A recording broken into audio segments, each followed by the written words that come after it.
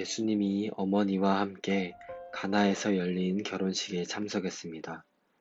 그런데 얼마 지나지 않아 결혼식에서 곤란한 일이 벌어졌습니다. 너무 많은 손님이 왔는지 준비한 포도주가 다 떨어진 것입니다. 유대인의 잔치집에서 포도주가 떨어진 것은 손님들에게 큰 결례였습니다. 많은 양의 포도주를 갑자기 구할 수 없었던 혼주는 발을 동동 굴렀습니다. 그 모습을 본 어머니가 아들 예수에게 부탁했습니다. 포도주가 떨어졌는데 어떻게 하냐? 그런데 예수님의 반응이 시큰둥합니다. 그것이 저와 어머니에게 무슨 상관이 있습니까? 지금은 나의 때가 아닙니다. 이런 반응에도 불구하고 어머니는 하인들에게 당부합니다. 우리 아들이 무슨 일을 시키든 그대로 하여라. 잠시 후 예수님은 하인들을 불러 큰 항아리 6개에 물을 가득 채우라고 합니다.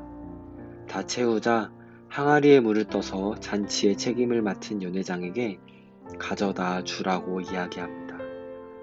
어찌된 영문인지 몰랐지만 하인들은 지시받은 대로 하기 위해 항아리 앞으로 다가갑니다.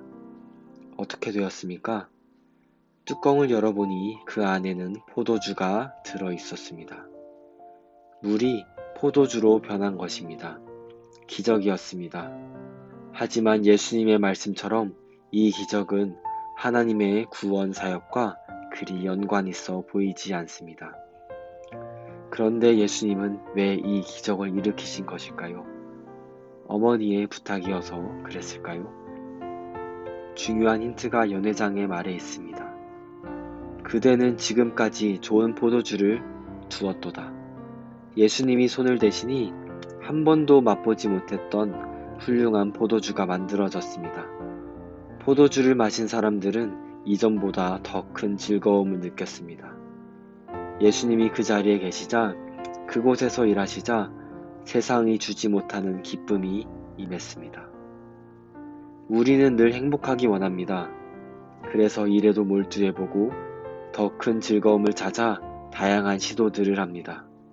하지만 그것으로는 진정한 기쁨을 얻을 수 없습니다. 진정한 기쁨은 예수님이 나와 함께 하실 때, 예수님이 내 안에서 일하실 때 찾아오기 때문입니다. 내 삶에 포도주가 떨어져 염려 속에 있다 해도 괜찮습니다. 이제부터 예수님을 내 안에 모시고 예수님이 내 삶에서 일하시게 하면 됩니다. 그러면 세상이 줄 수 없는 기쁨과 만족을 누리는 자신을 만나게 될 것입니다.